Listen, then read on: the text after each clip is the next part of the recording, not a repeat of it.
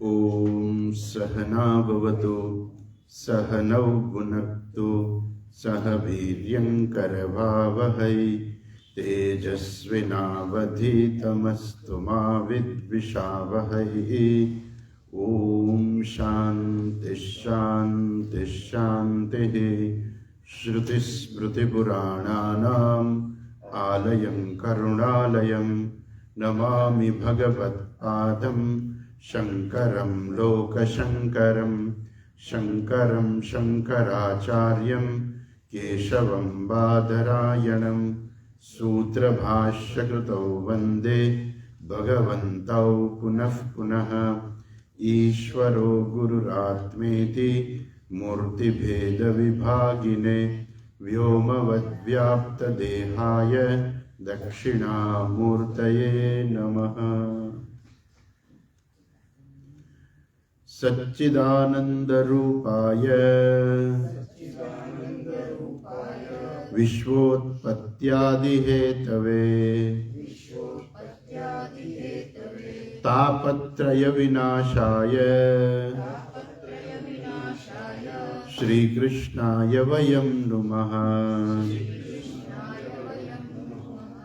यं प्रव्रजन्तमनुपेतमपेतकृत्यं द्वैपायनो विरहकातर आजुहाव पुत्रेति तन्मयतया तरवोऽभिनेन्दुः तं सर्वभूतहृदयं मुनिमानतोऽस्मि।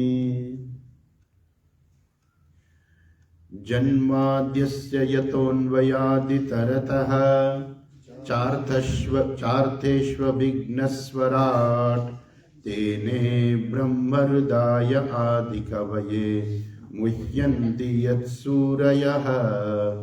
तेजो वारिमृदां यथा विनिमयः यत्र त्रिसर्गो मृषा धाम्ना स्वेन सदा निरस्तकुहकं सत्यं परं धीमहि।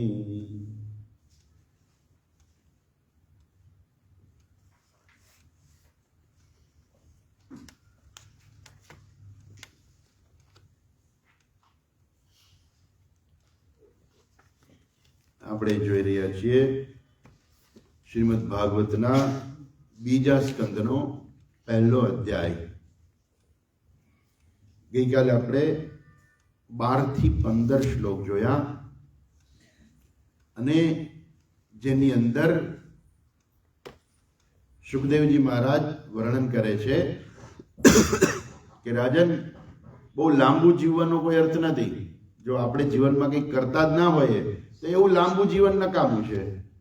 પરંતુ જો 2 ઘડી પણ આપણે જો ભગવાનનું નામ લીધું હોય તો એ સૌથી સારામાં સારો આપણો સમય કહેવાય. અર્થાત આપણે આપણા જીવનમાં સમયનો ઉપયોગ કરીએ છીએ. અને એમાં ગઈકાલે આપણે જોયું કે સુખદેવજી મહારાજ એક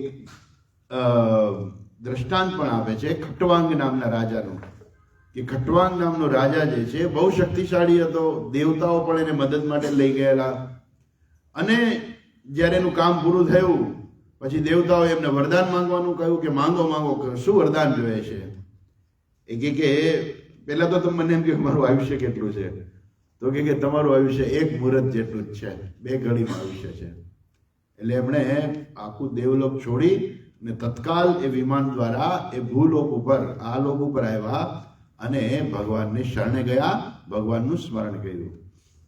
તો એ જે છે એ ભગવાનનું સ્મરણ કરવાથી એ ઈશ્વરની એને પ્રાપ્તિ કરી. તો કહેવાનો આશય એ છે કે આ પેલું તો એક છે કે આ લોક એવો છે કે આ લોકમાં વ્યક્તિ જે કર્મ કરે કર્મનું ફળ મળે છે. પરલોકમાં જે છે કર્મ કરવાનો અધિકાર નથી અને કોઈ કર્મનું ફળ મળતું નથી. અને બીજું કે જીવન જે છે આપણે કેટલું જીવા એના કરતાં જીવનમાં આપણે કેટલું શું કર્યું એ અગત્યનું છે. એમ પેલા એક છોકરો કંઈક ને કોઈ દાદાએ કહ્યું કે તારા કરતા મેં દિવાળી જાજી જોઈ છે. તો કે દાદા, દિવાળી તમે જાજે ભલી જોઈ હોય પણ ફટાકડા મેં જાજા ફોડ્યા છે. કહેવાનો આશય એ શું છે કે વ્યક્તિ તમે કેટલું જીવો છો એ અગત્યનું નથી, એ જીવન દરમિયાન તમે તમારા જીવનનો ઉપયોગ ક્યાં કરો છો એ અગત્યનું છે. અને જો તમે ઈશ્વર પ્રાપ્તિમાં જો તમે જીવનનો ઉપયોગ કર્યો તો એ સૌથી શ્રેષ્ઠ વસ્તુ છે. એટલે જે આપણે ગઈકાલની પેલી ચર્ચામાં હતું ને કે અહીંયા 15મા શ્લોકમાં જ કહે છે, એ આપણે પછી જોઈએ. પહેલા એ જોઈ લઈએ કે એટલા માટે એને કહે છે સુખદેવજી મહારાજ કે રાજન, તમે એવું માનતા હતા કે મારી પાસે હવે 7 જ દિવસ છે, પણ આ રાજાએ તો 2 ઘડીમાં ઈશ્વરને શરણે જઈને ઈશ્વરની પ્રાપ્તિ કરી લીધી. તમારી પાસે તો 7 દિવસ છે, ઘણો સમય છે. માટે તમારે તમારા પરલોકનું જે સંશોધન અર્થાત પરલોક પ્રાપ્તિ માટેનું તમારે જે કંઈ કાર્ય કરવું હોય ને હવે તમે કરી લ્યો. તમારી પાસે હજુ 7 દિવસ છે. અચ્છા, અને હવે કહે છે કે જે માણસને એમ લાગે કે મારો હવે મૃત્યુનો સમય નજીક આવતો જાય છે, એવું જે સમજી જાય, એટલે કે જે અંતકાલે તુ પુરુષ આગતે ગત સાત્વસઃ. જ્યારે અંતકાળ એમ લાગતો હોય કે હવે અંતકાળ નજીક આવી રહ્યો છે, એવું જેને થાય ને એને શું કરવું જોઈએ? તો કે એને જે કરવાનું જે છે એને શું કરવાનું છે? છિંદ્યાત અસંગ શસ્ત્રેણ સ્પૃહા.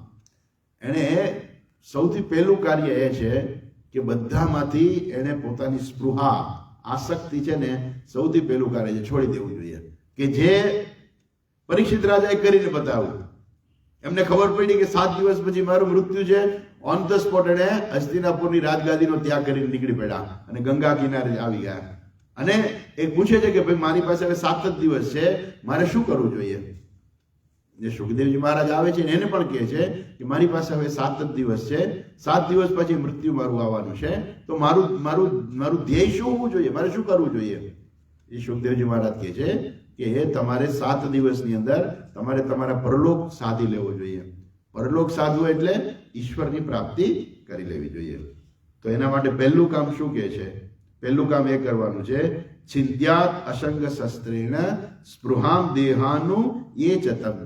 ગઈકાલે છેલ્લે આપણે જોતા હતા કે વ્યક્તિએ એમ લાગે કે બસ હવે શરીર હાલતું નથી, હવે શરીર કામ નથી કરતું, એનો અર્થ કે હવે યમરાજા નજીક આવતા જાય છે. એવું જે માણસને સમજાય એને પહેલું કાર્ય એ કરવાનું કે બધામાંથી આસક્તિ કાઢી નાખવી. અહીંયા જે ચર્ચા આગળ કરવાની છે એ બધા તો નથી કરી શકે એમ, કેમ કે હવે પરિસ્થિતિ ફરી ગઈ છે. પહેલાની પરિસ્થિતિ કંઈક જુદી હતી. પણ પહેલું કાર્ય એ કરવાનું છે કે પોતાના જેટલા સગાવાલા છે, પત્ની પુત્રથી માંડીને બીજા જે કોઈ સગાવાલા છે, એમાંથી આસક્તિનો ત્યાગ કરી દેવો અને સંપૂર્ણપણે નિવૃત્તિ સ્વીકારી લેવી. નિવૃત્તિ સ્વીકારી લેવી એટલે શું? કે હવે હું મારું શરીર ટકશે ને એ જ કાર્ય કરીશ. મારા શરીર ટકાવવા માટે મારે જેટલું કરવું પડે, બાકીનો જે મારો સમય જે છે એ હું એ ઈશ્વરની પ્રાપ્તિમાં જ વિતાવીશ. એ વ્યક્તિએ સમજે લે કે દેહની સાથે સંબંધિત જે હોય એ બધા એટલે શું કે આ કોઈના ઉઠમણામાં ગયા, કોઈના બેસણામાં ગયા, કોઈના લગ્નમાં ગયા, એ બધું જે છે એ બધું છોડી દેવાનું. પહેલા તમે કરી લો જે તમારે કરવાનું છે, કરી લો, પછી જ્યાં જવું હોય ત્યાં જજો પાછા. પછી એની ના નથી કે તમને એમ લાગે કે હા મારે જે પ્રાપ્ત કરવાનું છે મને પ્રાપ્ત થઈ ગયું, પછી જે કરવું હોય તે કરો, પછી કોઈ પ્રશ્ન નથી. પણ પેલા જે મનુષ્ય જીવનનું જે ધ્યેય છે એ પ્રાપ્ત કરી લો. કે અત્યાર સુધી શું હતું કે મનુષ્યનું જીવનનું ધ્યેયમાં તમે નહોતા લાગતા, તમે તમારા કર્તવ્યમાં લાગેલા હતા કે આ મારું કર્તવ્ય છે ને મારે કર્તવ્ય બજાવવાનું છે, એટલે તમે તમારી ફરજમાં લાગેલા હતા. હવે ફરજમાંથી મુક્ત થઈ જાઓ. 60 વર્ષે તો ગવર્મેન્ટે મુક્ત કરી દે છે કે હવે તમે ફરજમાંથી મુક્ત છો. તો વ્યક્તિએ જાતે જ પોતાને બધાની ફરજોમાંથી મુક્ત કરી દેવું જે જરૂરી છે એ જુદી વસ્તુ છે. પણ હાથે કરીને જેને કહેવાય ને, ઘણા લોકો એવું હોય કે હવે ગવર્મેન્ટ તો રિટાયરમેન્ટ આપી દે, પણ એ બીજે જ દિવસે બીજી નોકરી શોધી લે. એ કે એકલું બેઠા બેઠા ઘરે શું કરવું, એના કરતા કંઈક નોકરી કરવી, હારી 2 પૈસા કમાય. હવે એ પૂરું થઈ ગયું, તમારે પૈસા કમાવાનું તે પૂરું થઈ ગયું. હવે જીવન, હવે નવું જીવન છે તમારે. જેમ જેમ પેલું હોય ને કે પેલું બાળક મોટો થાય ત્યાં સુધી એનું જીવન છે ભણવાને એ સમર્પિત હોય, બરાબર છે. પણ લગ્ન થઈ ગયા પછી એને એમ ન કે હવે તું સ્કૂલે જા કોલેજ જા. હવે કહેવાય કે ભાઈ હવે તારે ઘર હલાવવાનું છે, હવે તું પૈસા કમા, તારે પૈસા કમાવાના અને ઘર ચલાવવાનું, બાળકોની પત્નીની બધી ફરજો નિભાવવાની, એ હવે તારું કર્તવ્ય છે. એટલે માણસને શું પેલું વાહન ચાલે ને કેમ ગેર બદલી જાય, એમ 22, 24, 25 વર્ષે માણસનું ગેર બદલી જાય. પછી ઈ પેલા ગેરમાં ગાડી ના હાલે, હવે પછી બીજા ત્રીજામાં જતી રહી. અને એ પછી એ પાછું ગેર બદલવાનો સમય આવે છે. ક્યારે આવે છે? જ્યારે એને એમ દેખાય કે હવે મારો અંતકાળ નજીક આવ્યો, ત્યારે એને પોતાનું ગેર બદલી નાખવાનું. અને ગેર બદલવાનું શું કરવાનું? ફરજોને તિલાંજલિ આપવાની કે હવે મારી કોઈ ફરજ રહેતી નથી, મેં જીવનમાં જેટલું કરવાનું હતું કરી લીધું. સિવાય કે કોઈને કઈ ફરજ આવી હોય તો જુદી વસ્તુ છે, સ્પેશિયલ. પણ મોટા ભાગના લોકોને ખરેખર કોઈ ફરજ હોતી નથી. ઇવન દીકરાઓ એવું જ ઈચ્છતા હોય છે કે બાપુજી તમે હવે રહેવા દો ને અમને કરવા દો. દીકરા એવું ઈચ્છતા હોય છે કે બાપુજી અમને કરવા દો, અમે અમારી રીતે કરીશું. એને કરવા દો, એને સોંપી દો બધું, અને હવે માત્ર ઈશ્વરને સમર્પિત થઈને જીવન જીવવું જોઈએ. અને કહે છે અહીંયા આગળ શું કહે છે, શાસ્ત્ર શું કહે છે કે ખરેખર તો આવું કરવું જોઈએ, પણ અત્યારે પરિસ્થિતિજનક બધે કરી ન શકે. આવું શું કરવાનું કહે છે? જો 16મા શ્લોકમાં કહે છે, ગૃહાત પ્રવ્રજિતો ધીરઃ, ગૃહાત પ્રવ્રજિતો ધીરઃ પુણ્યતીર્થજલાપ્લુતઃ, પુણ્યતીર્થજલાપ્લુતઃ શુચો વિવિક્ત આસીનઃ,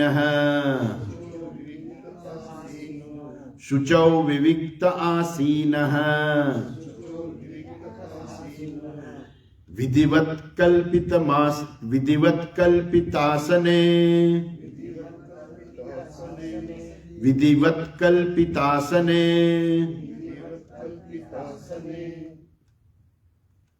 પછી શું કરવું જોઈએ?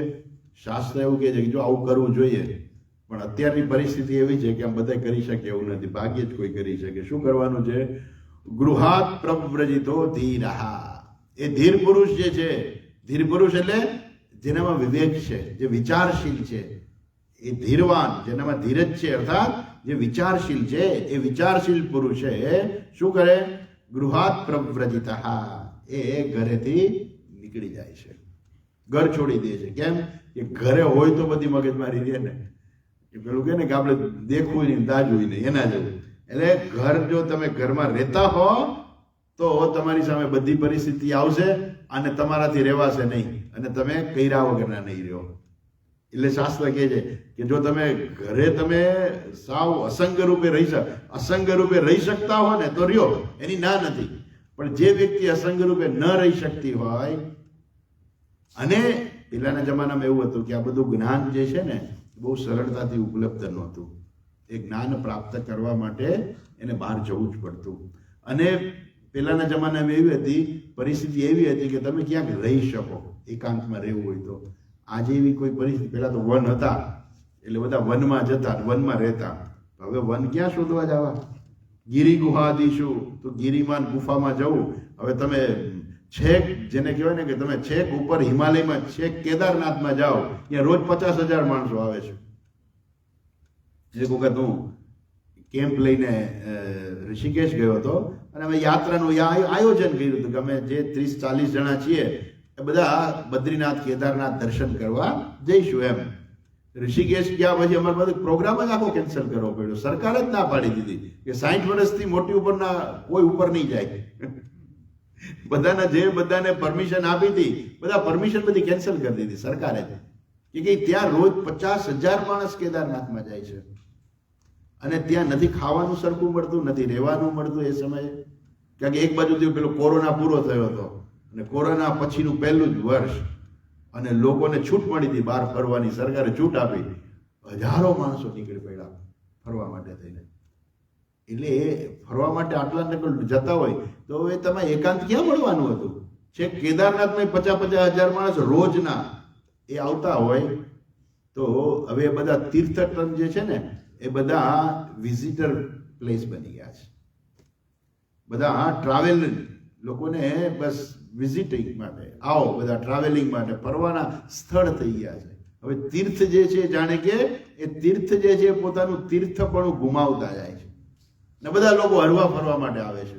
તીર્થના દ્રષ્ટિકોણથી નથી આવતા, હરવા ફરવા પણ આવે છે. તો આને કારણે શું થયું? એકાંત જે પહેલાના જીવનમાં મળતું હતું એ બધું એકાંત જે છે હવે જતું ઓછું થઈ ગયું. માટે ક્યાં જવું એ ખબર ના હોય, અજાણી જગ્યાએ જવાય નહીં. પહેલાના જમાનામાં એવું હતું કે બધા ખોટું કોઈ ના કરતા. હવે તો ખબર નહીં ક્યાં ખોટું શું થાય છે કે ખબર જ ના પડે તમને, ક્યાં ફસાઈ જવાય કે ખબર ના પડે. એટલે બેટર છે કે આપણે, અને આજે તો પરિસ્થિતિ એવી છે કે તમને ઘરમાં બેઠા જ બધું મળી જાય છે. પેલા કાંઈ નહોતું, ટપાલે નહોતી મળતી ઘરમાં બેઠા. આ તમને ઘરમાં બેઠા બધું જ મળી જાય છે. એટલા માટે પણ અગત્યનું આગલા શ્લોકમાં કહ્યું છે, છિંદ્યાત અસંગ શસ્ત્રેણ સ્પૃહામ. એ જો તમે આવું કરી શકતા હો કે ઘરમાં રહી અને તમે ઈશ્વરની પ્રાપ્તિ કરો. કેમ કે પરિસ્થિતિ બહાર બહુ ખરાબ થઈ ગઈ છે, એટલે ક્યાંય જવાય એવું છે નહીં. શાસ્ત્ર કહે છે એવી હિંમત હોય એને નીકળી જાવ કે હિંમત છે મારી, જે થાય તે ભલે જે થાય તે મારું. પણ જો એવું ના હોય તો એવો પ્રયત્ન ન કરવો.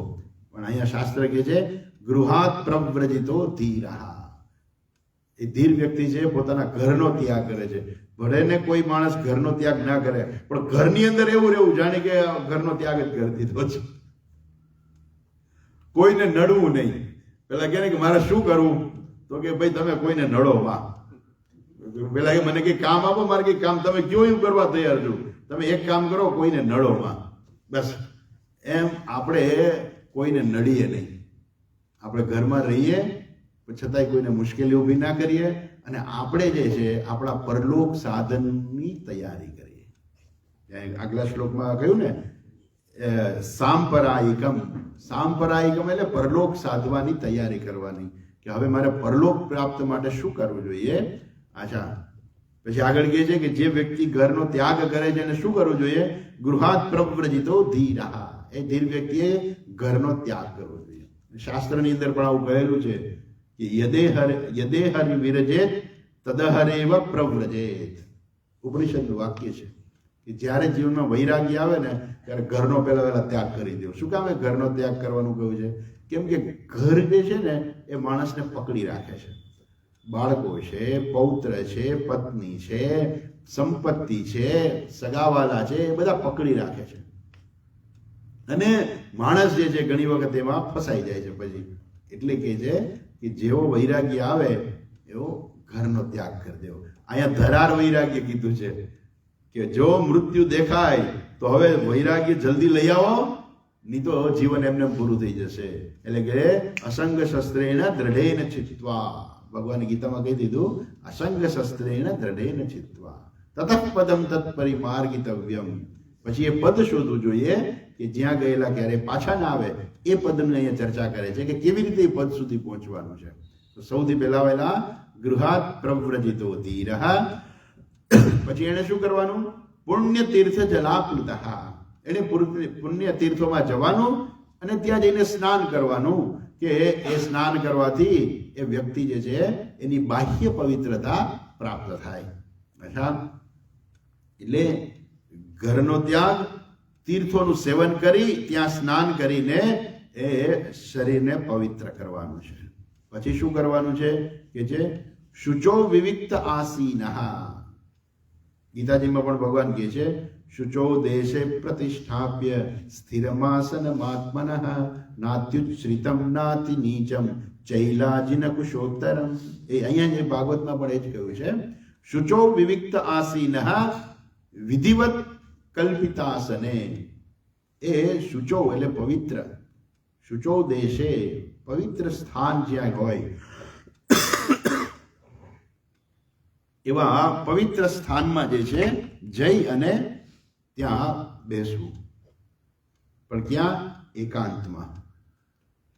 શુચો વિવિક્ત આસીન. વિવિક્ત એટલે જ્યાં પાછી એવું નહીં કે પછી ત્યાં ગયા પછી વળી કંઈક બીજી પ્રવૃત્તિમાં ફસાઈ જાય. તો એવું નહીં કે ઘર છોડીને ગયા પછી ક્યાંક બીજી પ્રવૃત્તિમાં ગયા, કોઈ આશ્રમમાં ગયા કે ત્યાં જઈ ક્યાંક પ્રવૃત્તિમાં ફસાઈ ગયા. જે હેતુથી ગયા તે હેતુસર થવો જોઈએ. એટલે સૌથી પહેલા કહે છે કે એવા સ્થાનમાં જવું કે જે સ્થાન પવિત્ર હોય. એક તો આજુબાજુમાં ક્યાંય ગંદકી ના હોય એટલે પવિત્ર હોય, દુર્ગંધ આજુબાજુમાં ના આવતી હોય. તમે ઘર છોડીને ક્યાંક જાઓ ને બાજુમાં ફેક્ટરી હોય, ફેક્ટરી, એમાં પછી ફેક્ટરી ખાતરની ફેક્ટરી હોય તો તમને એટલી બધી દુર્ગંધ આવે ત્યાં. તો એવી જગ્યા પવિત્ર જગ્યા ના કહેવાય. પણ એવી પવિત્ર જગ્યામાં જાઓ કે ભલે તમને સુગંધ તો ન આવે પણ દુર્ગંધ તો ન જ આવવી જોઈએ. આપણે સુગંધની અપેક્ષા ન રાખીએ પણ એટલીસ્ટ પવિત્ર સ્થાન હોય કે જ્યાં એ બીજી કોઈ તકલીફ ના હોય. સિંહ વાઘ જે છે, ધ્રુવજી જયારે તપશ્ચર્યા કરવા ગયા ને ઘર છોડીને, એ તો બહુ નાનકડા હતા ધ્રુવજી તો તપસ્યા કરવા જાય છે ત્યારે નારદજી એની પરીક્ષા કરવા આવે છે અને એને કહે છે, ઘરે બેટા તું ક્યાં જાય છે? આવડો નાનકડો, હું તપશ્ચર્યા કરવા જાઉં છું. અરે તું આવડો નાનકડો થઈને તપશ્ચર્યા કરવા જાય? તો કે હા, અરે ભગવાનની તપશ્ચર્યા કરવા જાઉં છું. પછી નારદજી એને કહે છે કે તું જંગલમાં જઈશ તો કોઈ ખાવાય નહીં આપે તને. તારી માં નથી કે તને રોજ ખાવા દેશે. ત્યાં તો સિંહ ને વાઘ હશે, એ તને ખાઈ જશે. તો કે ભલે જે થાય છે પણ મારે જવું છે. એ જે હિંમત જે હતી એનામાં, એ જોઈને પછી નારદજી એને રસ્તો બતાવે છે કે તું મધુવનમાં જા, ત્યાં હિંસક પ્રાણીઓ નથી, ત્યાં તને ખાવાનું મળી જશે, યમુનાનું શુદ્ધ જળ છે તને પ્રાપ્ત થશે. આજની નહીં હોય, એ વખતની યમુના, આજની નહીં, યમુનાનું શુદ્ધ જળ પ્રાપ્ત થશે તને. ત્યાં ફળના અનેક પ્રકારના વૃક્ષો છે, તને ફળ ફૂલ ખાવા મળી જશે. અને પછી મંત્ર આપે છે કે આ મંત્રનો તું જપ કરજે. તો માણસમાં જો હિંમત હોય ને તો રસ્તો પણ મળે. પણ પહેલાના જમાનામાં આ બધું હતું, હવેના જમાનામાં આ બધું પ્રાપ્ત કરવું બહુ મુશ્કેલ છે. શુચો દેશે વિવિક્ત આસીનઃ, એવા એકાંત પ્રદેશમાં, પવિત્ર પ્રદેશમાં, અને ત્યાં જઈને બેસવાનું. આસીનઃ કેવી રીતે બેસવાનું? વિધિવત કલ્પિતાસને. વિધિવત એટલે શાસ્ત્રમાં વિધિ આપેલી છે આસનની. કઈ વિધિ છે? 3 પ્રકારનું આસન હોવું જોઈએ. ગીતાજીમાં કહે છે ને, શુચો દેશે પ્રતિષ્ઠાપ્ય સ્થિરમાસનમ આત્મનઃ નાત્યુચ્છ્રિતમ નાતિ નીચમ. બહુ ઊંચું નહીં કે જ્યાંથી પેલું ધ્યાનમાં બેઠા હોય તો પડી જાય હેઠા, બહુ નીચું નહીં કે જ્યાં પછી પાણી, વરસાદ આવે પાણી બહુ ભરાઈ જાય. તો એવું ઊંચું નહીં પણ નીચું પણ નહીં, એવું સ્થાન. નાત્યુચ્છ્રિતમ નાતિ નીચમ ચૈલા જિનકુશોત્તરમ. સૌથી પહેલા વહેલા નીચે ચૈલા એટલે શણ, નીચે શણ પાથરવાનું. પછી અજિનમ એટલે મૃગચર્મ, અને એની ઉપર સુતરાવ કપડું. ચૈલા જિનકુશોત્તરમ એટલે સૌથી ઉપર જે છે એ કોટનનું કપડું. તો આ પ્રકારે નીચેનું શણનું આસન એટલા માટે કે જીવજંતુ ના આવે. એની ઉપર મૃગચર્મ એટલા માટે કે એ જે છે એનો ગરમાટો રહે, જમીનની ઠંડક ન લાગે. અને ઉપર વસ્ત્ર એટલા માટે કે મૃગચર્મને કારણે કોઈ ખંજવાળ આવતી હોય તેવું પણ ના થાય.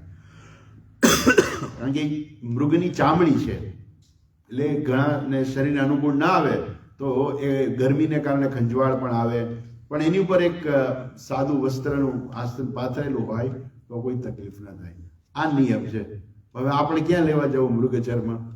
આપણે ત્યાં તો ન જઈએ પણ ઘરે મૃગચર્મ ક્યાં લેવા જવું? એવું કંઈ જરૂરિયાત નથી. કહેવાનો હેતુ એ છે કે પવિત્ર આસન, પવિત્ર સ્થાન, એકાંત પ્રદેશ કે જ્યાં આપણને કોઈ ડિસ્ટર્બ ના કરે. આપણે ધ્યાનમાં બેઠા હોય તો આપણને કંઈ મુશ્કેલી ના થાય એવી જગ્યા. અને એવું ઘરમાં તો શું કરવાનું? વહેલા ઉઠવાનું. વહેલા તમે ઉઠો તો શું થાય કે એ સમયે વાતાવરણ એકદમ શાંત હોય, મોટા ભાગના બધા સૂતા હોય, ત્યારે તમે સવારના ભોરમાં તમે આ બધું ધ્યાન ને બધું કરી શકો. અચ્છા, શાસ્ત્રમાં કહ્યું છે એ પ્રકારે આસન ઉપર બેસવાનું.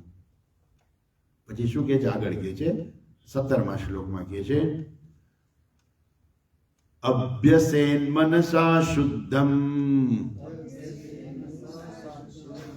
અભ્યસેન મનસા શુદ્ધમ તિવૃત બ્રહ્માક્ષરમ પરમ, તિવૃત બ્રહ્માક્ષરમ પરમ મનો યચ્છેજિત શ્વાસઃ, મનો યચ્છેજિત શ્વાસઃ બ્રહ્મ બીજમ વિસ્મરન, બ્રહ્મ બીજમ વિસ્મરન.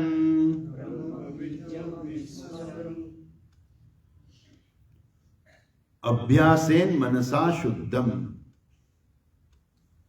મનને અભ્યાસથી શુદ્ધ કરવું. હવે બધી જે ચર્ચા આવે છે ને એ બધી સૂત્ર રૂપે ચર્ચા છે. ભાગવતની અંદર ઘણા બધા સૂત્ર આપે છે, પછી એનો વિસ્તાર જે છે ભાગવતમાં પાછળ ક્યાંક ને ક્યાંક આવી જશે. પણ અહીંયા સૌથી પહેલા સૂત્ર રૂપે બધું ટૂંકમાં કહી દે છે. શું કહે છે? અભ્યાસેન મનસા શુદ્ધમ, એટલે મનને અભ્યાસ વડે શુદ્ધ કરવું. તો તરત જ ક્યાં આપણે બેઠા મન શુદ્ધ થઈ જાય, બધું અભ્યાસ થઈ જાય, એ ગાય ના થઈ જાય, સમય લાગે. ભલે ગમે એટલો સમય લાગે, પણ અભ્યાસ વડે મનને શુદ્ધ કરવું. અચ્છા, અને એ શુદ્ધ કરવા માટેનો રસ્તો બીજો શું આપે છે? બ્રહ્માક્ષરમ પરમ, બ્રહ્માક્ષરમ પરમ ત્રિવૃત બ્રહ્માક્ષરમ પરમ. જે તિવૃત, 3 વૃત્તિ, 3 અક્ષર, 3 માત્રા વાળો જે મંત્ર જે છે, જેને કે બ્રહ્માક્ષર, જેને બ્રહ્મ અક્ષર પણ કહેવામાં આવે છે, એ ઓમકાર છે. તો એ પરમ બ્રહ્મનું જે પ્રતીક જે છે ઓમકાર, એનો જપ કરવો. આ બે વસ્તુ છે કે ઓમકાર જપથી એક તો દરેક મંત્રની શક્તિ હોય એક વિશિષ્ટ પ્રકારની, એ પણ પ્રાપ્ત થાય, અને મંત્રથી મનની શુદ્ધિ પણ પ્રાપ્ત થાય. એટલે ઓમકાર મંત્ર એવો છે કે જે તમારા જીવનમાં વૈરાગ્ય લઈ આવે. એટલા માટે મોટા ભાગે ગ્રહસ્થી જે હોય ને એને સીધો ઓમકાર જપ કરવાની ના પાડે. કેમ કે તમે ઓમકારનો જપ કરશો તો વૈરાગ્ય આવશે જીવનમાં, અને ઘર છોડીને તમે ભાગી જશો. તો જે લોકોને ઘરમાં રહેવું હોય શાંતિથી, એટલે એને બધા બીજા મંત્રો આપે. ઓમ નમો ભગવતે વાસુદેવાય, ઓમ નમઃ શિવાય. તો આ બધા ઓમકાર હોય, પણ એની પાછળ ભગવાનનું નામ પણ હોય. એકલો ઓમકારનો જપ જે છે એ મોટા ભાગે સંન્યાસીઓને એ આપેલો હોય છે, કેમ કે એના જીવનમાં હવે એને કોઈ જરૂરિયાત નથી, એટલા માટે થઈને. પણ જેને આવું કરવું હોય એ લોકો એ ગુરુજી મંત્રનો જપ આપે. પણ આમાં બધું છે ને, આ બધું શોર્ટમાં કહેલું છે. આ બધું અહીંયા એકદમ વિસ્તારથી નથી કહ્યું. એમના માટે એને યોગ્ય ગુરુની શોધ કરવી જોઈએ. એ ગુરુજી છે એને મંત્રનો દીક્ષા આપે, અને પછી એ જે અહીંયા સીધું જ કહી દીધું છે કે એને ઓમકારનો જપ કરવો સતત. 3 માત્રાવાળો અકાર ઉકાર મકાર, આ ત્રિવૃત બ્રહ્માક્ષરમ પરમ અભ્યાસેન મનસા શુદ્ધમ. સતત અભ્યાસ, અને એનાથી એ મનની શુદ્ધિ પણ થાય છે. તો મનની શુદ્ધિ માટેનો મુખ્ય રસ્તો તો છે ઈશ્વરાર્પણ બુદ્ધિથી કર્મો કરવા. પણ હવે એને બધા કર્મો તો કરી લીધા છે પોતાની ફરજ રૂપે, એટલે અમુક પ્રકારે એના મનની શુદ્ધિ હશે પ્રમાણમાં. બહુ અત્યંત અશુદ્ધ મન નહીં હોય, પણ છતાંય હજુ મન એવું છે કે એકદમ શુદ્ધ તો ના થઈ ગયું હોય.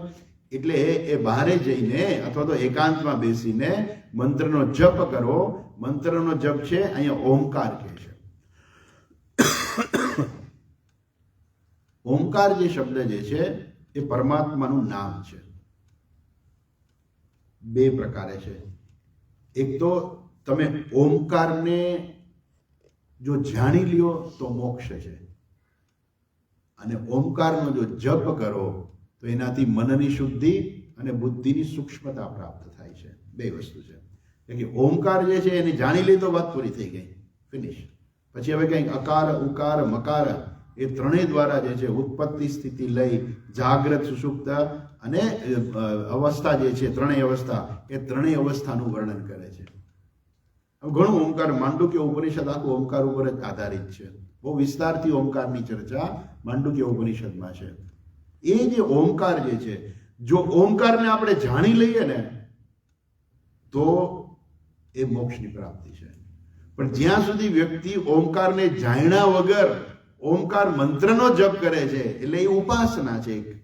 અને એ ઉપાસના જે છે, કારણ કે આમાં ધ્યાન પણ આવે છે ને, આમાં આગળ આવે છે કે ધ્યાન કરવું અને ધ્યાનમાં ઓમકાર મંત્રનો જપ કરવો. તો ધ્યાનમાં તમે ઓમકારનો મંત્રનો જપ કરો, એ ઉપાસના છે. અને ઉપાસના તમે કરો ત્યારે ઓમકાર જે છે એ સાક્ષાત બ્રહ્મ સ્વરૂપ છે, એ તમે જાણતા નથી. ઓમકારનો તમને અર્થ ખબર નથી, પણ ખાલી તમે ઓમકારનો જપ કરો છો તો એ શું છે, એ અધ્યારોપ એટલે ઉપાસના બની જાય છે. જો તમે ઓમકારને જાણી લ્યો તો એ જ્ઞાન છે અને એનાથી મોક્ષની પ્રાપ્તિ છે. પરંતુ અહીંયા પહેલા કેવું છે એટલે પહેલા કહ્યું છે એટલે એને કારણે શું થયું? અત્યારે અહીંયા ઉપાસનાના અર્થમાં છે. કેમ કે એને કર્મ કરી લીધા, ઈશ્વરાર્પણ બુદ્ધિથી કર્મો કરી લીધા. હવે કર્મ પછી ઉપાસનાની ચર્ચા છે. એટલે ઉપાસના તરીકે એને આ ઓમકાર મંત્રનો જપ કરવાનું કહે છે કે તમે ઓમકાર મંત્રનો જપ કરો. શું કહે છે? ત્રિવૃત બ્રહ્માક્ષરમ પરમ. આગળ કહે છે, શું કહે છે? મનો યચ્છેદ જીતશ્વાસ. જીતશ્વાસ એને શ્વાસ ઉપર વિજય પ્રાપ્ત કરો. જીતશ્વાસ, શ્વાસ ઉપર વિજય પ્રાપ્ત કરવો એટલે શું? પ્રાણાયામ કરી અને પ્રાણ ઉપર કાબુ પ્રાપ્ત કરવો. પેલામાં તો કહી દીધું કે શુચો વિવિક્ત આસીન, એટલે યોગ્ય આસન ઉપર બેસવું. બરોબર છે? એની અંદર આ બધા આસનો આવી ગયા. તમે જેટલા આસનો કરતા હોય બધા આસનનો હેતુ છે સ્થુરમ. પતંજલિ યોગ સૂત્ર જે છે એમાં કહ્યું છે આસન એટલે શું?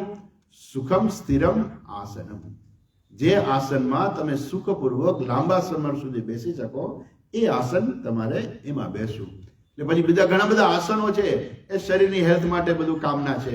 તમે બધા આસનો ભલે શીખી જાઓ પણ ખરેખર આસન કયું છે કે જે આસનમાં તમે સુખપૂર્વક લાંબો સમય બેસી શકો એ આસન સિદ્ધ થયું કહેવાય. 45 મિનિટ મિનિમમ. અચ્છા, આસનની વાત કરી.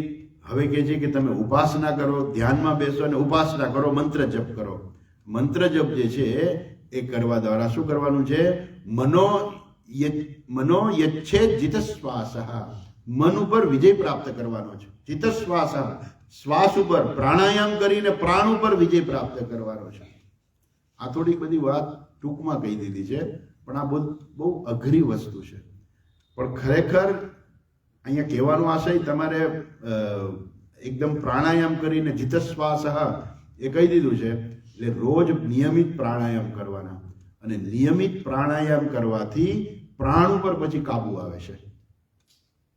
નિયમિત પ્રાણાયામ તમે કરો એટલે શું? પ્રાણાયામ કરો એટલે શ્વાસને રોકવાનો, કુંભક ને રેચક ને જે બધું જે છે એ બધું કરવાનું. ઊંડો શ્વાસ લેવાનો, શ્વાસ એની પછી માત્રા હોય કે 4:2:1 ને જે માત્રા જે છે કે 2:4:2, તો એ બધી માત્રાઓ અલગ અલગ એના પરિણામો પણ આવતા હોય છે. તો એ પ્રમાણે શ્વાસ લેવાનો, રોકવાનો અને પછી એ શ્વાસને બહાર કાઢવાનો. પણ એને કરવાનું શું કે આપણી નિયમિત જે શ્વાસ લેવાની જે ક્રિયા જે છે ને એને ડિસ્ટર્બ કરવાની, એની ઉપર કાબુ કરવાનો. એટલે આપણે 1 મિનિટમાં એમ કે આપણે 20 વખત શ્વાસ લેતા હોઈએ તો 1 મિનિટમાં એકવાર શ્વાસ લેવાનો. એ પ્રકાર એટલે શું છે કે શ્વાસ લેવાની પ્રક્રિયા જે છે એને બદલી નાખવાની અને એની ઉપર કાબુ પ્રાપ્ત કરવાનો બદલીને. એટલે કે છે કે જીત શ્વાસ, પ્રાણાયામ કરી અને પ્રાણ ઉપર કાબુ પ્રાપ્ત કરવાનો. એવું કહેવાનું છે. આપણા પેલા જે મહારાજ જે છે એ કહેતા, શું કહેતા કે શાખયોર દ્વયી શક્તિ મૂલકા. એ પ્રાણ અને મન જે છે ને એ બે એક જ શાખાની 2 ડાળીઓ છે. તમે એક ડાળી ખેંચો ને બીજી ભેગી આવી જાય. એમ પ્રાણાયામ એવું છે કે તમે પ્રાણાયામ કરો ને એટલે મન તમારી સાથે આવી જાય. જે મન જે વિક્ષિપ્ત હતું એ મનને શું કરવાનું હતું? અભ્યાસ દ્વારા એ મનને શાંત કરવાનું છે. અહીંયા તમે પ્રાણાયામ કરો ને એટલે તરત જ તમારું મન ગમે ત્યાં હોય ને હાજર થઈ જાય ત્યાં. ઘણા લોકો એમ કહે ને કે ભાઈ મન બહુ વિક્ષિપ્ત છે, મન બહુ વિક્ષિપ્ત છે.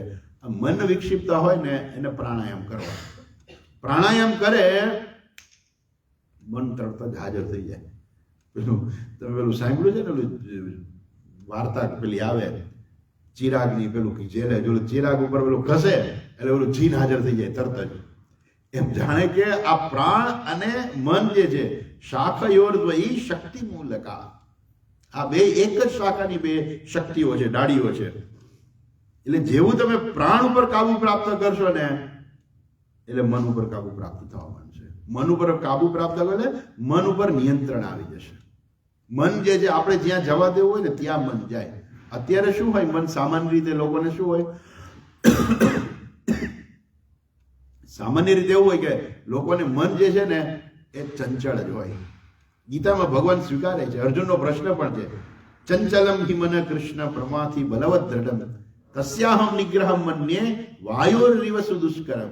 ભગવાન કહે કે તું ચિંતા ન કર, એ મારી બનાવટ છે. અસંશયમ મહાબાહો મનોદિર્નુગ્રહમ ચલમ અભ્યાસેન તો કૌંતેય વૈરાગ્યેન ચ ગૃહ્યતે. એ અભ્યાસ અને વૈરાગ્ય, એ અભ્યાસની પણ વાત કરી અને વૈરાગ્યની પણ વાત કરી. જો જીવનમાં અભ્યાસ અને વૈરાગ્ય હોય તો તમે મન ઉપર એ કાબુ પ્રાપ્ત કરી શકો. મન ઉપર કાબુ પ્રાપ્ત કરો એ સિંહનું કાબુ પ્રાપ્ત કરો એના જેવું છે. સિંહને તમારે કેવી રીતે તમે કાબુ કરી શકો? પેલો રિંગ માસ્ટર હોય ને, રોજ એની પાસે જાય, રોજ એને ખાવાનું આપે, રોજ એને ભૂખોય રાખે, ખાવાનું આપે, બધું કરે એને, અને પછી અંતે એની ઉપર કાબુ પ્રાપ્ત કરે. એટલે રિંગ માસ્ટર કે સિંહને કે ચલ આ ટેબલ પર બેસ જા, એટલે ટેબલ પર બેસ જાય. જે સિંહ કોઈનું માને નહીં એને પેલો રિંગ માસ્ટર કે ટેબલ ઉપર બેસ જાય, ટેબલ ઉપર બેસ જાય. ચાલ આમ કરે એમ કે ચાલ બે હાથ ઊંચા કર, તારા આગલા પગ જે ઊંચા કર, તરત જ ઊંચા કરીને હાથ આમ કરવા માંડે. તો એને બહુ સમય લાગ્યો હોય છે. એમ આપણું મન છે ને, આ સિંહ જેવું જ છે. એ એક દિવસમાં એ વશમાં ના આવી જાય. એ ભાગવાની ટેવ પડી ગઈ છે ને, એ ચંચળ જ છે તો છે જ. પણ આપણે અભ્યાસ કરીએ ને મનને શાંત કરવાનું, તો શેના દ્વારા? પ્રાણાયામ દ્વારા. એક બીજું વૈરાગ્ય. વૈરાગ્ય એટલે શું? કે મન ક્યાંય જાતું હોય ને એટલે એ જ મનને તમારે પ્રશ્ન પૂછવો, હે મન તું ક્યાં જાસ? શું કામે જાસ? શું જોઈ છે તારે? એટલે મન પાછું આવ્યું આવશે કે આપણે કે શું કામ જાય? મન ક્યાં ગયું? દરજીમાં ગયું, પણ મારે તો કઈ ક્યાં દરજી પાસે કઈ કામ જ છે. એટલે મન પાછું આવ્યું આવશે. મન ક્યાં ગયું? જ્યાં પણ જાય એ તમે એને નક્કી કરી નાખો, ભાઈ મારે તો આ કઈ જોતું જ નથી, મારે આ જરૂરિયાત નથી, ખોટું મન તું ત્યાં ગયું, એટલે મન પાછું આવ્યું આવશે. એટલે વૈરાગ્ય વળે કે મારે કઈ જરૂરિયાત જ નથી. એ જીવનમાં જો વૈરાગ્ય હોય ને તો એ મન જલ્દી પાછું આવી જાય. અને પછી અભ્યાસ, આ રીતે પ્રાણાયામ કરવાથી મન ઉપર નિયંત્રણ આવી શકે છે. એટલે જે કે છે મનો યચ્છેદ જિત શ્વાસ. પ્રાણાયામ દ્વારા મન ઉપર સંયમન કરવું, નિયમન કરવું. પરંતુ બીજ શું કે છે? બ્રહ્મ બીજમ વિસ્મરણ. આ બધું કરતી વખતે ધ્યાન એ રાખવાનું છે કે મંત્ર જપ બંધ ના થવો જોઈએ.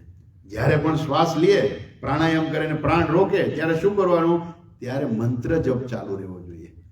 નક્કી કરે કે ભાઈ આટલો શ્વાસ લેવાનો, તો આટલા મંત્ર બોલતા બોલતા શ્વાસ લેવાનો, આટલા મંત્ર બોલી અને શ્વાસ રોકી રાખવાનો, અને આટલા મંત્ર બોલીને શ્વાસ બહાર કાઢવાનો. તો એ શું થયું કે મંત્ર ચાલુ જ રહ્યા.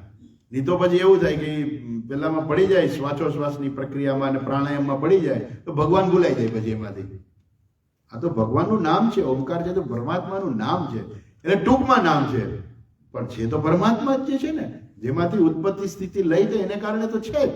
એટલે એ પરમાત્માનું નામ છે. એટલે શાસ્ત્ર શું કે છે અહીંયા? બ્રહ્મ બીજમ વિસ્મરણ. આ બ્રહ્મ બીજ જે છે અર્થાત ઓમકાર જે છે એનું વિસ્મરણ ના થવું જોઈએ. પ્રાણાયામ કરીને પછી ભૂલાઈ જાય એટલે ઓમકારનો જપ તો કરવાનો હતું, ભૂલાઈ ગયું, એવું ના થવું જોઈએ. ઓમકારનો જપ સતત ચાલુ જ રહેવો જોઈએ આ બધી પ્રક્રિયામાં. ઓકે, તો અહીંયા જે અષ્ટાંગ યોગ વિશેની જે વાત કરે છે, અહીંયા ટીકાકાર કહે છે યોગસ્ય અષ્ટાંગાની યથા પાતંજલે. પતંજલિએ અષ્ટાંગ યોગની અંદર આ બધા 8 પગથિયા કયા છે. એમાં શું છે? યમ, નિયમ, આસન, પ્રાણાયામ, પ્રત્યાહાર, ધારણા, ધ્યાન, સમાધય, અષ્ટાંગાની. આ બધા અષ્ટાંગ જે છે બહુ સારા છે, અને એ દરેક વ્યક્તિ એમાંથી પસાર થવું પડે. એમને સીધે સમાધિમાં ના બેસી જવાય. આ બધા એના પગથિયા છે ઉપર ચડવા માટેના. પતંજલિ મુનિ આપેલા છે આ બધા. જો તમારે સમાધિ સુધી પહોંચવું હોય તો તમે આ બધા પગથિયાને અનુસરો તો તમે સમાધિ સુધી પહોંચી શકો, નહીં તો સમાધિ સુધી ન મળે. અને આ તો પતંજલિનું દર્શન છે, પણ આપણે વેદાંત દર્શનની અંદર પણ એનો સ્વીકાર કરીએ છીએ. ભલે એને જે સમાધિ વિશે જે વાત કરી છે કે સમાધિ છે એ જ મોક્ષ છે, એનો આપણે નથી સ્વીકાર કરતા. એની ફિલોસોફીનો આપણે સ્વીકાર નથી કરતા, પરંતુ એને જે પગથિયા આપ્યા છે બધા સ્વીકારીએ છીએ. કેમ કે આ વેદાંત શાસ્ત્ર એવું છે કે જેની સારી વસ્તુ હોય ને બધો સ્વીકાર કરીએ છીએ. ખોટી વસ્તુનો ત્યાગ કરી દે કે ના ભાઈ આ બધું અમારે ના જોઈએ, તમારી ફિલોસોફી ના જોઈએ કે સમાધિમાં બેસી ગયા એટલે મોક્ષ મળી ગયો. ના, એ વસ્તુ ખોટી છે. તમે સમાધિમાં ગયા અને મોક્ષ ના મળી જાય, કે જ્ઞાન વગર મોક્ષ ના થાય. સમાધિમાં તો ઘણા લોકો બેસી શકે, પણ મોક્ષ જે છે જ્ઞાન વગર ના થાય. એટલે એ બધું જે છે આપણે એનો સ્વીકાર ના કરીએ. આપણે શું કહીએ, સમાધિને આપણે નિધિધ્યાસન નામ આપીએ. વેદાંતની અંદર સમાધિને નિધિધ્યાસન કહેવામાં આવે છે. સમાધિની અંદર કોઈનું ધ્યાન કરવું એનાથી મોક્ષની પ્રાપ્તિ નથી થતી. જ્ઞાન વગર ક્યારેય મોક્ષ પ્રાપ્ત ન થાય. જ્ઞાન દ્રઢ કરવા માટે થઈને તમે ધ્યાન કરો અને એને જ નિધિધ્યાસન કહેવામાં આવે છે. ઓકે, એ પછી વિસ્તારથી આપણે જોઈશું. પણ અહીંયા આ બધા જે જરૂરી પગથિયા છે અષ્ટાંગ યોગના, આ બધા પગથિયા જે છે એ બધા જરૂરી છે. યમ નિયમ અહીં બધું વિસ્તાર આપ્યો છે. એ યમ નિયમ તો પહેલા સૌથી પહેલા કેમ ધીર કહ્યું ને, જે ધીર શબ્દ આવ્યો ને, ધીર પુરુષ, એ ધીરની અંદર આ બધું આવી ગયું. શું આવી ગયું? અહિંસા, સત્ય, અસ્તેય, બ્રહ્મચર્ય અને અપરિગ્રહ. કારણ કે ઘરેથી વયા ગયા એટલે પરિગ્રહ તો ક્યાં થવાનો કહે છે? ઘરનો ત્યાગ કરી દીધો, હવે શેમાં પરિગ્રહ છે? કઈ કશું પરિગ્રહ તો રહેતો નથી. આ બધું આવી જાય. અહિંસા, સત્ય, એનું પાલન કરવાનું છે. આ બધા જીવનના મૂલ્યો છે, એ પાલન કર્યું હોય ત્યાર પછી તો એ ધીર વ્યક્તિ બને છે. એટલે એમાં યમ પણ આવી ગયો અને નિયમ પણ આવી ગયો. એ નિયમ જે છે શૌચ, સંતોષ, તપ, સ્વાધ્યાય અને ઈશ્વર પ્રણિધાન, આ જે છે યમ નિયમ છે. આ બે યમ અને નિયમ, જો આ ન હોય ને, આ પગથિયા જ ન હોય ને, તો ઉપલા પગથિયા માણસ પહોંચે જ નહીં. તમે પેલા બે પગથિયા જ સિદ્ધ નથી કર્યા તો ત્રીજા પગથિયામાં તમે કેવી રીતે સ્થિત થઈ શકો? હા, એ જ છે કે કોઈ વ્યક્તિ છે પૂર્વજન્મની અંદર લઈને આવ્યા હોય અને સીધે સીધું જો એને શાસ્ત્રમાં એને રસ પડવા માંડે, શાસ્ત્રમાં એને સાંભળવું ગમે, એને ધ્યાન એટલે જ્ઞાન જે છે એમાં એનું મન ચોંટતું હોય તો બરાબર છે. તો આપણે સમજી શકીએ કે એને કંઈક પૂર્વજન્મમાં બધું કરેલું હશે ને તો જ એ શાસ્ત્ર પાસે આવી શકે. બીજા લોકો કેમ શાસ્ત્ર પાસે નથી આવ્યા, તમે લોકો જ આવો છો? કેમ કે તમે પૂર્વજન્મની અંદર આ બધું કરેલું હશે એટલે તમને શાસ્ત્ર પ્રત્યે પ્રેમ થાય છે. નહીં તો દુનિયા તો કેવડી મોટી છે. કેમ બધા લોકો સત્સંગમાં નથી જતા? કે બધાને કંઈક ને કંઈક બીજે મન લાગેલું જ છે. પણ જે લોકોએ જીવનમાં કંઈક કરેલું હશે, આ બધા નિયમો જે છે કરેલા હશે, તો જ એ વ્યક્તિને આ બધું શાસ્ત્ર સાંભળવું ગમે. નહીં તો શાસ્ત્ર સાંભળવું ના ગમે. અને કદાચ તમે ધરાર કોકને લઈ આવો ને તો એમ કહી દે કે એક દિવસ આવે પછી કે આ બધું મારે ઉપરથી જાય છે, તમે જાઓ, તમે બરાબર છો, તમે જાઓ. કે તમે આવો ને કે ના ના અમે પછી આવશું. એટલે એ બધું ઉપરથી વયું જાય ને. કેમ ઉપરથી જાય છે? કે ચાંચ જ ના ડૂબે, શાસ્ત્રમાં એની ચાંચ જ ના ડૂબે. એટલે લાગે જ નહીં કે હજુ આપણે અહીંયા ચર્ચા આવી કે હવે એમ કે ભાઈ મૃત્યુ જે છે, જેને મૃત્યુ દેખાતું હોય તો કે હવે અમને મૃત્યુ દેખાશે ત્યારે અમે આવશું. એને કે હજી મૃત્યુ નથી દેખાતું. એને કે ભાઈ મૃત્યુ તો સામું જ ઊભું છે, પણ એ દૂર છે થોડું, પણ સામું તો છે જ, દેખાતું નથી. આપણે ભલે ના દેખાતું હોય, દરેકની છે મૃત્યુ સામું જ ઊભું છે ખરેખર તો, પણ એને નથી દેખાતું કે ભાઈ મારું મૃત્યુ આવવાનું છે, મારે હવે મારા 60 તો થઈ જ ગયા છે, મૃત્યુ ક્યારે આવે કે ખબર ના પડે. પણ છતાંય એનું મન બધી જગ્યાએ આડું ક્યાંય ને ક્યાંય ફરતું હોય. એને શાસ્ત્ર સાંભળવું, શાસ્ત્રનું જ્ઞાન પ્રાપ્ત કરવું એ એને ગમે જ નહીં. એટલે આવા માણસો જે છે એ આવી જ ના શકે. તમે ધરાર લેવો તો બીજે દિવસે પાછા વયા જાય. એટલે આ બધું જે એને પૂર્વ જન્મમાં કરેલું હોય અથવા તો આ જન્મમાં કરેલું હોય તો એ બધા યમ નિયમથી યુક્ત જે વ્યક્તિ જે છે એ જ આગળ વધી શકે. અને પછી જ આવે છે આસન, પ્રાણાયામ, પ્રત્યાહાર, ધારણા, ધ્યાન અને સમાધિ. આ બધું ત્યાર પછી જ આવે છે.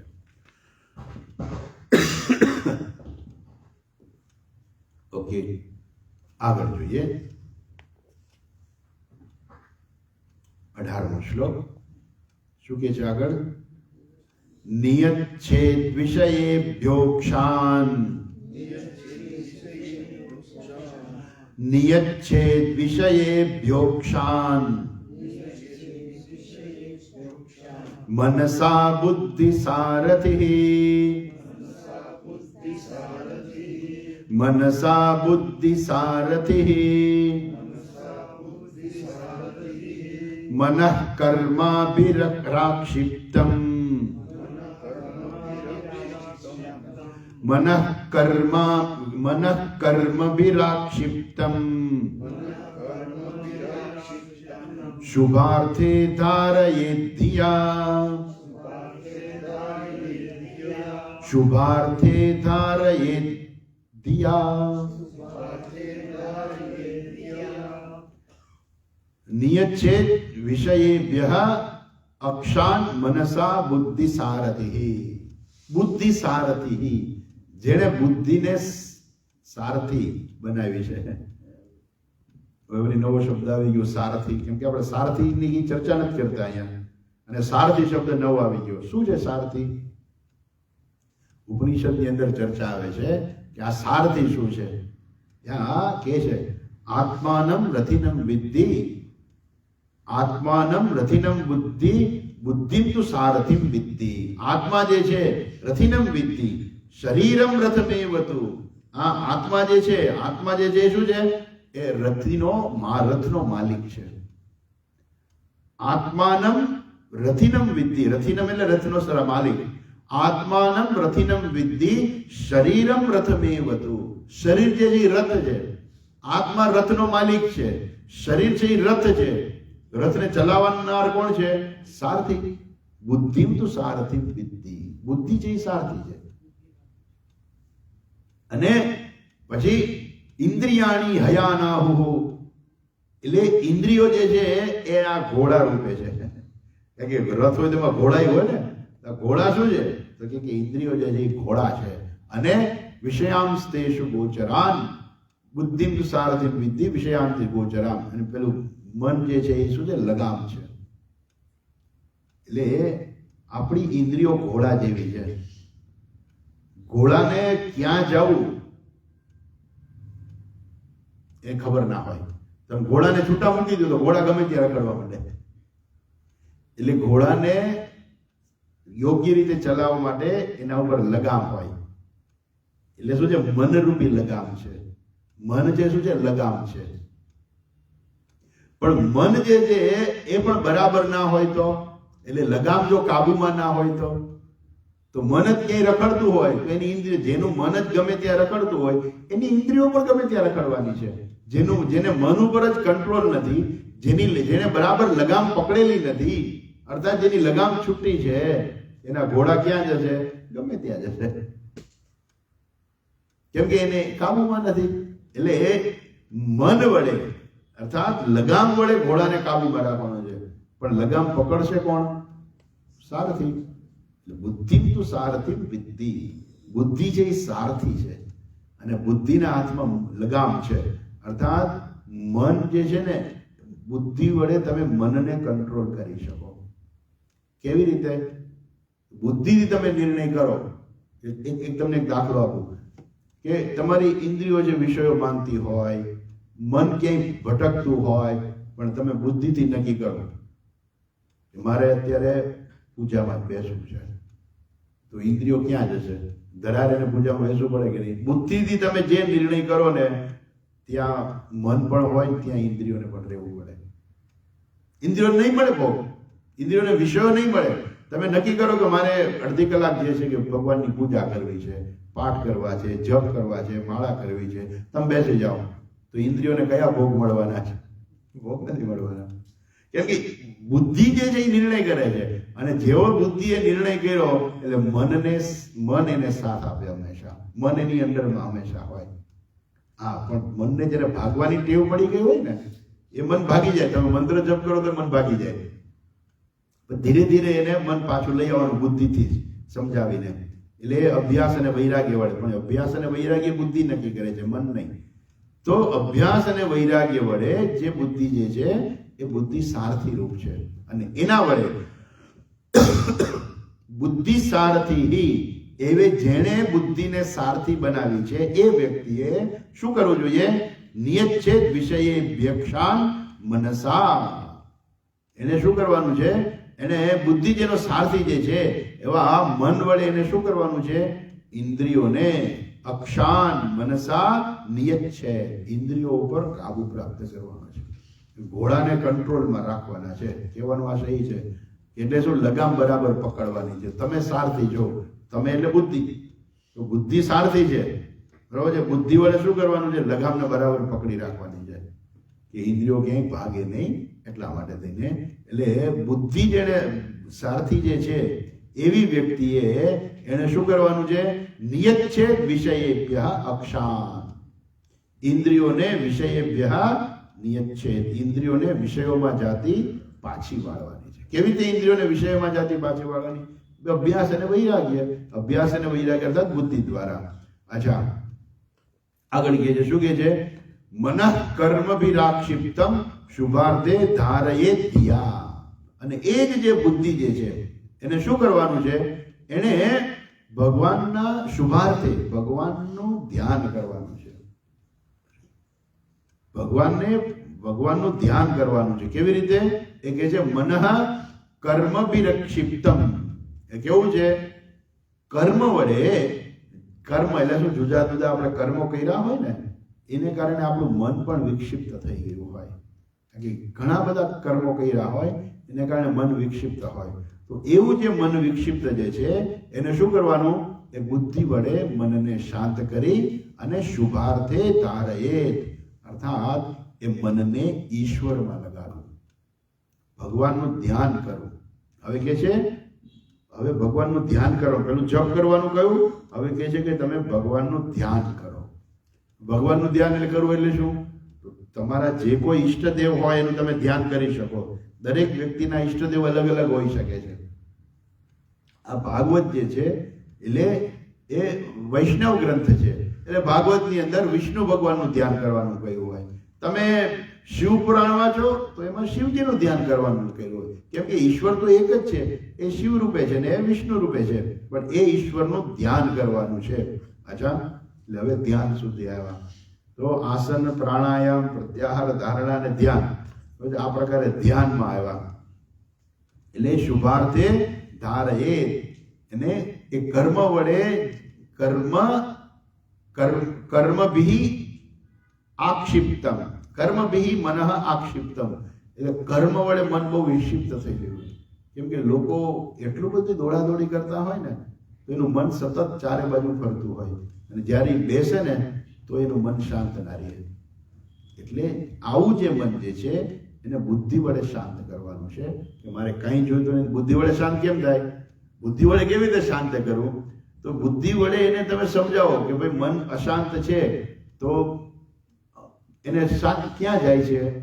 જે ચંચળ મન જે છે ને જાય છે ક્યાં? તો જ્યાં જાય મારે તો આ કંઈ જોઈતું નથી. તો હવે મને પહેલા તો શું હતું કે પૈસા કમાવાની હતું કે હાલવાનો બિઝનેસ મળી જાય. બિઝનેસ માટેથી માણસનું મન દોડાદોડી કરતું હોય. અને બીજા કંઈક ઘણા કામો હોય, ઘરના કામ કેટલાય કર્યા હોય, બાજુવાળાના, મિત્ર મંડળના, બધા કેટલાય દોડાદોડી કરતા હોય માણસો. તો એ બધું જે છે કાં તો પૈસા પાછળ છે, કાં તો ભોગ પાછળ છે, કંઈક તો બીજા પાછળ છે. કંઈક ને કંઈક મન જે છે ને ચંચળ જ છે, એટલે દોડાદોડી કરતું હોય. એને તમે શાંતિથી બેસી જાઓ તો એ બેસે નહીં. મારે ઉદાહરણ જોવું હોય ને તો પેલા છોકરાનું જુઓ. છોકરાને તમે કહ્યું બેટા અહીં બેસ જા, એની અંદર મન કેવું છે ખબર છે? મનને સરખાયું છે વાંદરાની સાથે. મન અને વાંદરું, જેમ વાંદરું છે ને આપણા આશ્રમમાં વાંદરા બહુ આવે, તમે જોજો. 1 મિનિટ નહીં બેસાય શાંતિથી એક જગ્યાએ. ખાલી વાંદરું નહીં હો, પણ કેવું વાંદરું કે એને પાછી તમે સીડી દેખાડો. એટલે વાંદરાને તમે સીડી આપો એટલે એ ચડ ઉતર કર્યા વગર રહી જ ના શકે. એટલે વાંદરો હોય એને તમે સીડી આપો, અને એમાં એની સીડી આપતા પહેલા તમે દારૂ પીવડાવી દો. વાંદરાને તમે દારૂ પીવડાવો, એને તમે સીડી બતાવો, એટલું જ નહીં એમાં એને વીછીએ ડંખ મારેલો હોય. અને જે વાંદરાની હાલત હોય, એક તો વાંદરાને વીછીએ ડંખ માર્યો હોય, એને દારૂ પીધો હોય, અને એમાં એને તમે સીડી બતાવો. હવે એ વાંદરો કેવી રીતે શાંતિથી બેસી શકે? ના જ બેસી શકે. એવું માણસનું મન છે. એટલે આવું માણસનું મન હોવાને કારણે મનને શાંત કરવું, શાંતિથી બેસાડવું બહુ જ અઘરું છે. પણ જો બુદ્ધિ છે જે છે, સારથી રૂપી જે બુદ્ધિ જે છે એ પોતાને શું કરે છે? મનને ધીરે ધીરે વશમાં કરે છે. અભ્યાસેન તુ કૌંતેય વૈરાગ્યેન ચ ગૃહ્યતે. બુદ્ધિ તરત જ એમ મનને કે ભાઈ તારે ક્યાં જવું છે, શું કામે જવું છે. ઘરની અંદર ઓલા બાળકને હોમવર્ક કરવાનું હોય ને, થોડીક વાર હોમવર્ક કરે ને ક્યાં ઉભો થાય.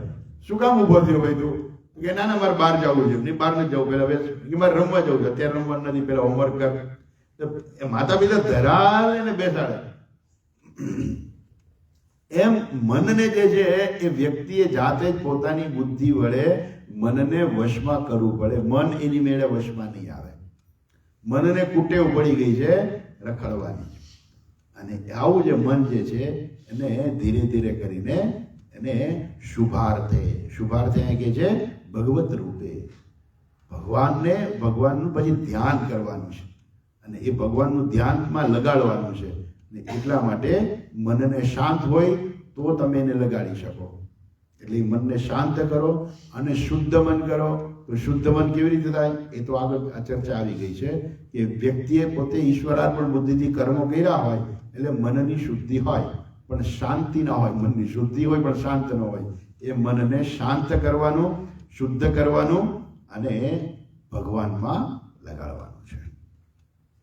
અને ત્યાર પછી હજુ બીજો શ્લોક છે, 3 લાઈનનો શ્લોક છે, પણ એની અંદર પણ સૂત્ર રૂપે જ બધું આપી દે છે.